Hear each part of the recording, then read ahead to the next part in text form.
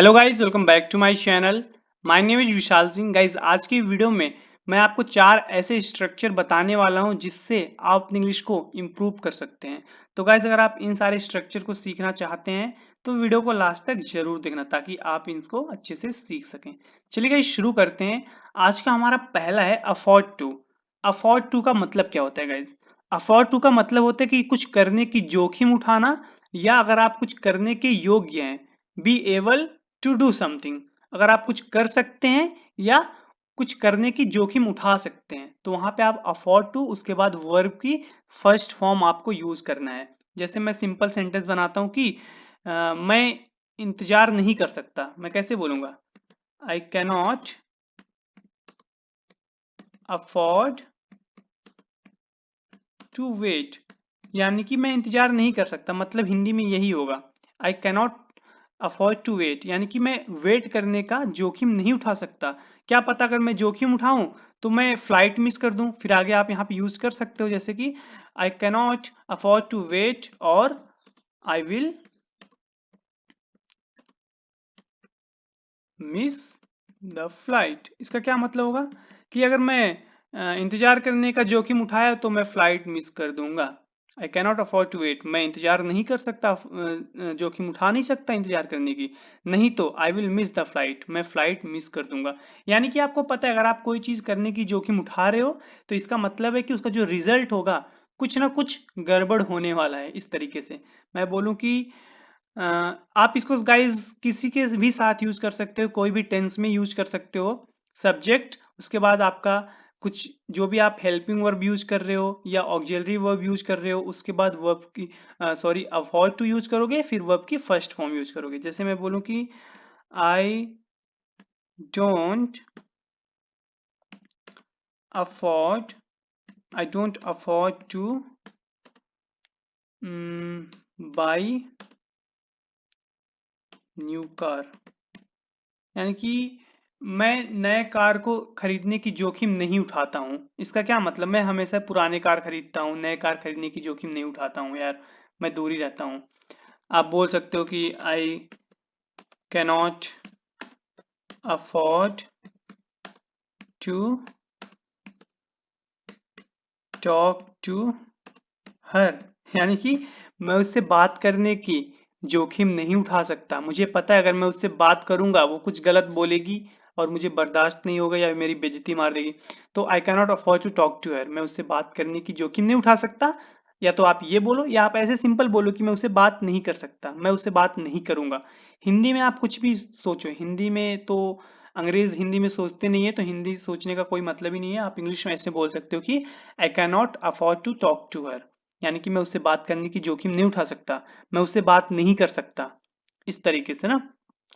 जैसे मान लो कि आपको कहीं पे जाना है, आपको पता है अगर मैं वहां पे जाऊंगा तो कुछ ना कुछ प्रॉब्लम होगी, या वहां पे मुझे जाने में डर लग रहा है, मैं वहां पे नहीं जा सकता। इस सेंस में तो आप बोल सकते हो I cannot afford to go there. I cannot afford to go there, मैं वहां नहीं जा सकता या मैं वहां जाने की जोखिम नहीं उठा सकता। तो इस तरीके से गाइज आप अफोर्ड टू का यूज करोगे, राइट। अभी जैसे मैं बोलूं कि मैं कुछ भी आप सेंटेंस बना सकते हो कि लाइक तुम इतने पैसे खर्च करने की जोखिम कैसे उठाते हो, और तुम इतने पैसे खर्च कैसे कर लेते हो। तो कैसे कर लेते हो? How how can you, how can you. अब उसके बाद आप गाइज अफोर्ड का यूज करो। How can you afford afford to, उसके बाद वर्ब की फर्स्ट फॉर्म क्या करने की? पैसे खर्च करने की। How can you afford to spend spend a lot of money. यानी कि how can you spend a lot of money, आप ऐसे भी बोल सकते हो, या how can you afford to spend a lot of money, आप इतने पैसे खर्च करने की जोखिम कैसे उठा सकते हो, या आप इतना पैसा कैसे खर्च कर सकते हो। दोनों का यूज हिंदी में आप ऐसे बोल सकते हो, अफोर्ड टू का यूज करके, राइट। इस तरीके से जैसे मैं बोलता हूँ कि कुछ और सेंटेंसेस लेते हैं। जैसे मैं बोलूँ कि मैं इतना खाने का जोखिम नहीं उठा सकता, मेरा पेट भरा हुआ है, मैं इतना खाने का जोखिम नहीं उठा सकता। तो कैसे बोलोगे? I cannot afford to eat बोलो, हैव बोलो, टेक बोलो, कुछ भी बोल सकते हो, ईट ही लगा दो या हैव यूज करो, ज्यादा ही अच्छा रहेगा। हैव दैट मच, मतलब कि इतना ज्यादा, राइट। मैं इतना खाने का जोखिम नहीं उठा सकता। तो इस तरीके से गाइज आप अफोर्ड टू का यूज कर सकते हो। एक पैसिव वाइज सेंटेंस बना देते हैं, जैसे मैं बोलूं कि I I cannot afford to be praised. इसका क्या मतलब हुआ कि मैं तारीफ लेने का जोखिम नहीं उठा सकता। I cannot afford to be praised, मतलब कि अगर कोई मुझे तारीफ कर रहा है, भाई मैं उससे दूर रहूंगा, मैं जोखिम नहीं उठा सकता तारीफ लेने की, या मुझे कोई मेरी कोई तारीफ करे, मुझे पसंद नहीं है। तो इस तरीके से आप हिंदी में सोच सकते हैं, I cannot afford to be praised, यानी कि आप इसका कई मतलब हिंदी में निकाल सकते हैं कि मुझे कोई अगर मेरी कोई तारीफ कर रहा है तो मैं उसको तारीफ लेने का जोखिम नहीं उठा सकता, या मेरी कोई तारीफ करे मुझे पसंद नहीं है, या मेरी कोई तारीफ करे आई कैनॉट अफोर्ड इट, मैं अफोर्ड नहीं कर सकता। समझ में आ रहा है ना कि मुझे कोई तारीफ करे अच्छा नहीं है, सीधी बात। तो इस तरीके से आप अफोर्ड टू का यूज कर सकते हो। I cannot afford to go there, मैं वहां जाने का जोखिम नहीं उठा सकता, या मैं वहां नहीं जाना चाहता, मेरा वहां जाने का मन नहीं है। तो इस तरीके से गाइज आप बहुत सारे सेंटेंसेस बना सकते हो। हमारा नेक्स्ट है guys, have a brush with someone. इसका क्या मतलब होता है guys? Have a brush with someone का मतलब होता है गाइज कि किसी से अनबन हो जाना। अगर आप बोल रहे हो कि मेरा राहुल से अनबन हो गया है, तो सिंपल आप कैसे बोलोगे? हैव अ ब्रश विथ, उसके बाद उस बंदे का नाम लो जिसका आप से अनबन हुआ। जैसे मैं बोलूँ कि I have a brush with, मान लो कि जिससे हुआ है रोहित, मान लेता हूँ, मतलब कि मेरी रोहित से अनबन हो गई है। I have a brush with Rohit. तो इस तरीके से have a brush with someone का मतलब होता है थोड़ी सी अनबन होना किसी से। समवन मतलब आप उस बंदे का नाम ले सकते हो जिससे आपकी अनबन हुई है। इस तरीके से गाइज आप हैव अ ब्रश विथ का यूज कर सकते हो। जैसे मैं कुछ बोलूं, सब्जेक्ट यूज करोगे, उसके बाद हैव अ ब्रश विथ, उसके बाद जिससे हुई है उस बंदे का नाम यूज करोगे, राइट। मैं बोलता हूं कि मैं तुमसे अनबन नहीं करना चाहता, कैसे बोलोगे? I don't want, I don't want to have a brush with you, यानी कि यार चुप रहो। I don't want to have a brush with you, मैं तुमसे बहस नहीं करना चाहता, मैं तुमसे अनबन नहीं चाहता हूं, तुम मेरे अच्छे दोस्त हो, so I don't want to have a brush with you. इस तरीके से guys have a brush with का यूज आप करोगे। जैसे मैं बोलूं कि she she had a brush with her friend, she had a brush with her friend yesterday morning। इसका क्या मतलब होगा कि कल मॉर्निंग में उसने अपनी दोस्त से अनबन हुई थी, यानी कि शी कोई लड़की है। यहाँ पे शी की जगह मैं एक लड़की का नाम ही लिख देता हूँ, फिर आप ज्यादा समझ सकते हो। मान लो कि मैं यहाँ पे प्रिया लिख देता हूँ कि Priya had a brush with her friend yesterday morning. Priya के प्रिया की जो दोस्त थी, प्रिया और उसके दोस्त में अनबन हुई थी कल सुबह मॉर्निंग में। इस तरीके से, right. Priya had a brush with her friend yesterday morning, Priya की अनबन हुई थी कल सुबह मॉर्निंग में अपने दोस्त से। इस तरीके से guys had a brush with का यूज आप कर सकते हो। जैसे मैं बोलूं कि he is going to have a brush with his बोल सकते हो, फ्रेंड ही बोल दो, कि वो अपने फ्रेंड से अनबन करने जा रहे हैं, मतलब कि झगड़ा करने जा रहे हैं। इस तरीके से ना, झगड़ा करना, अनबन करना, झगड़ा हुआ या अनबन हो गया, थोड़ी सी अनबन, हिंदी में कुछ भी बोलो, राइट। तो पहला है आई don't want I have a brush with Rohit, यानी कि मेरी रोहित से अनबन हुई है या मेरी रोहित से झगड़ा हुआ है, तो अभी बात नहीं हो रही है, थोड़ी सी कुछ भी बोल दो। I don't want to have a brush with you, मैं नहीं चाहता कि मेरी तुम्हारी अनबन हो, मैं नहीं चाहता कि मेरी तुम्हारा झगड़ा हो। Priya had a brush with her friend yesterday morning, Priya अपने दोस्त के साथ झगड़ा की थी, या प्रिया अपनी दोस्त से अनबन की थी कल सुबह में। इस तरीके से he is going to have a brush with his friend, वह अपने दोस्त से झगड़ा करने जा रहा है, या वह अपने दोस्त से अनबन करने जा रहा है। तो इस तरीके से गाइज आप brush with, have a brush with का यूज कर सकते हो।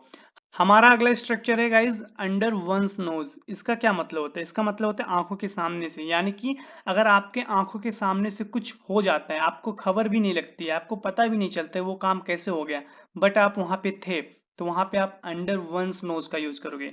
जैसे मैं बोलूं कि अंडर माई नोज, यानी कि मेरे आंखों के सामने से। अंडर योर नोज, तुम्हारे आंखों के सामने से। अंडर रोहित नोज, यानी कि रोहित की आंखों के सामने से। तो इस तरीके से गाइज आप अंडर वंस नोज का यूज करोगे। अगर मैं जैसे सेंटेंस बनाता हूं कि मान लो मैं बोलूं कि she stole my phone under my nose. इसका क्या मतलब होगा गाइज? इसका मतलब होगा कि उसने मेरी आंखों के सामने से मेरा फोन चुराया और मुझे खबर तक नहीं लगी। मतलब कि मुझे पता भी नहीं चला जब उसने मेरा फोन चुराया, मैं वहां पे था, मेरे वहां पे होते हुए भी उसने मेरा फोन चुरा लिया और मुझे पता भी नहीं चला, यानी कि मेरे आंखों के सामने से उसने मेरा फोन चुरा लिया। She stole my phone under my nose. इस तरीके से गाइज आप अंडर वंस नोज का यूज करोगे। जैसे मैं बोलूं कि आप कुछ भी सेंटेंस बना सकते हो कि I I can I can I can take all your belongings, यानी कि मैं तुम्हारा सारा सामान ले सकता हूं। I can take all your belongings under your nose, मतलब कि तुमको पता भी नहीं चलेगा, मैं तुम्हारा सारा सामान ले सकता हूँ, तुम्हारे रहते हुए भी तुमको कानों कान तक खबर नहीं होगी। I can take all your belongings under your nose, मैं सारा तुम्हारा सामान ले सकता हूँ। इस तरीके से मैं बोलूँ कि take care of your belongings, take care of your belongings, यानी कि अपने सामान का ध्यान रखो। Take care of your belongings, अपने सामान का ध्यान रखो। It can be stolen under your nose, यानी कि इसे चुराया जा सकता है तुम्हारे आंखों के सामने से। It can be stolen under your nose. अगर मान लो कि आप ट्रेन में हो, कहीं पे हो, बाहर हो अपने सामान के साथ, तो वहां पे कोई आपसे बोल सकता है कि take care of your belongings, अपने सामान का ध्यान रखो। It can be stolen under your nose, यानी कि इसे चुराया जा सकता है, इसे कोई भी चुरा लेगा, तुमको पता भी नहीं चलेगा, तुम तो हो वहां पे अपने सामान के साथ हो, बट तुमको खबर नहीं लगेगी, कोई तुम्हारा सामान लेके चला जाएगा। It can be stolen under your nose, जब चोरी हो जाएगा तब पता चलेगा, नहीं तो अपने बिलोंगिंग्स का टेक केयर करो। तो इस तरीके से गाइज आप अंडर वंस नोज का यूज कर सकते हो। जैसे मैं सेंटेंस बना देता हूं कि मान लो कि कोई अपना सामान ढूंढ रहा है, मैं बोलता हूँ यार वहीं पे है, तुमको दिखाई नहीं देता है क्या? तो दिखाई नहीं देता है क्या, उस सेंस में भी आप अंडर वंस नोज का यूज कर सकते हो। आपको समझ में आ रहा है ना? जैसे मैं बोलूं कि I don't know why you couldn't find it, मैं नहीं जानता कि तुम्हें क्यों नहीं मिला। जैसे मैं बोलूं कि I don't I don't know, मान लो कोई सामान खोज रहा था उसको नहीं मिला, तो मैं बोलता हूँ कि I don't know why you couldn't find it, मैं नहीं जानता कि तुम्हें क्यों नहीं मिला। I don't know why you couldn't find it. इस तरीके से आप यहाँ पे बोल सकते हो आगे की इट इज, इट इज। अब यहाँ पे अगर थोड़ा एम्फेसाइज कर रहे हो सेंटेंस को, तो राइट का यूज कर सकते हो। It is right under your nose, यानी कि ठीक तुम्हारे आंखों के सामने है। I don't know why you couldn't find it, मैं नहीं जानता कि तुम्हें क्यों नहीं मिला। It is right under your knows, यह ठीक तुम्हारे आंखों के सामने है। तो इस तरीके से गाइज आप कुछ भी के लिए अंडर वंस नोज का यूज कर सकते हो, राइट? इस तरीके से आप कुछ भी सेंटेंस बना सकते हो कि I was looking for my phone and unfortunately it was right under my nose, मतलब कि मैं अपने फोन को ढूंढ रहा था लेकिन वो मेरे ठीक आंखों के सामने था। इस तरीके से आप अंडर योर नोज का यूज कर सकते हो। जैसे चलो अब अगला अगला बनाते हैं गाइज। अगला है होल्ड वंस टंग, यहाँ पे गाइज वंस रहेगा, होल्ड वंस टंग। इसका क्या मतलब होता है कि जैसे मैं बोलूँ कि hold your tongue, I just want hold my tongue, hold your tongue, hold his tongue, hold her tongue, hold Rahul's tongue, hold Priya's tongue. तो इस तरीके से गाइज आप किसी का टंग होल्ड कर रहे हो या कोई अपना टंग होल्ड कर रहा है, तो इसका मतलब है कि वो चुप हो जा रहा है, वो बोल नहीं रहा है। आपको समझ में आ रहा है? जैसे मैं बोलूँ कि चुप हो जाओ, बोलो मत, चुप हो जाओ, तो वहां पे गाइज आप बोल सकते हो कि होल्ड योर टंग, यानी कि बोलो मत, एकदम खामोश हो जाओ, चुप हो जाओ। जैसे सेंटेंसेस बनाते हैं फिर आप इसको अच्छे से समझ सकते हो। मान लो मैं कोई सेंटेंस लेता हूँ कि तुम चुप क्यों नहीं होते, why why don't you hold your tongue. इस तरीके से तुम चुप क्यों नहीं होते, why don't you hold your tongue. मैं अगर बोलता हूँ अगर तुम चुप नहीं हुए तो फिर तुमको मैं तुमको मैं तुमसे मैं बात नहीं करूंगा। कैसे बोलोगे, if you don't if you don't hold your tongue, अगर तुम खामोश नहीं होते हो, अगर तुम चुप नहीं होते हो, if you don't hold your tongue,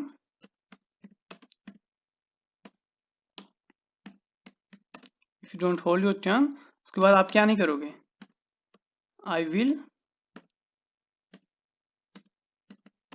not talk to you. अगर तुम चुप नहीं हुए तो मैं तुमसे बात नहीं करूंगा। इस तरीके से गाइज आप यूज कर सकते हो। जैसे मान लो कि मैं और एक दो तीन सेंटेंसेस बनाता हूँ कि जैसे मैं सेंटेंस लेता हूँ गाइज की मैं चिल्ला के उसको इडियट बोलने वाला था कि तुम इडियट हो, बट मैं अपने टंग को होल्ड कर लिया। यानी कैसे बोलोगे, I wanted to scream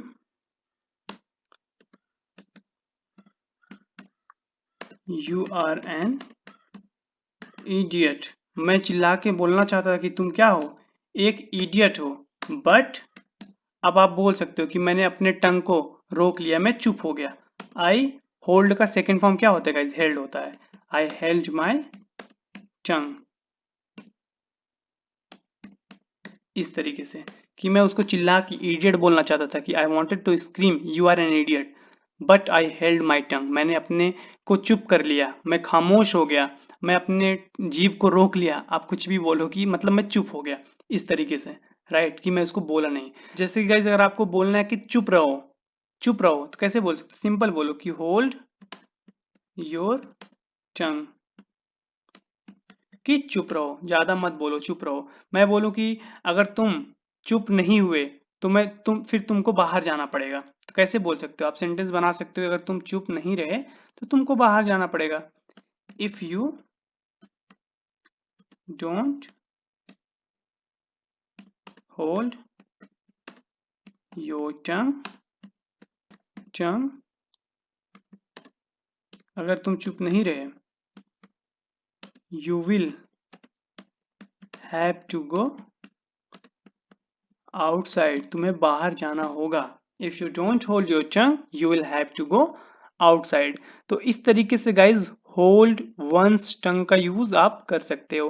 I am going to have to learn to hold my tongue, यानी कि मुझे पता है, मुझे अपने अब सीखना पड़ेगा कि मुझे अपने आप को कैसे रोकना है। किसी से बात करते टाइम मैं कुछ भी गलत सलत बोल देता हूँ, तो मैं बोल सकता हूँ कि like I need to learn to hold my tongue, यानी कि मुझे अपने टंग को अब मुझे ज़्यादा नहीं बोलना सीखना पड़ेगा। मैं बहुत बोलता हूँ, लाइक मैं आई कांट होल्ड माई टंग, मैं अपने आप को रोक नहीं सकता बोलने से, तो आई कांट होल्ड माई टंग। इस तरीके से गाइज आप hold your tongue, hold his tongue, hold Rohit tongue, hold Priya's tongue, hold किसी का भी टंग यूज करके आप सेंटेंस बना सकते हो।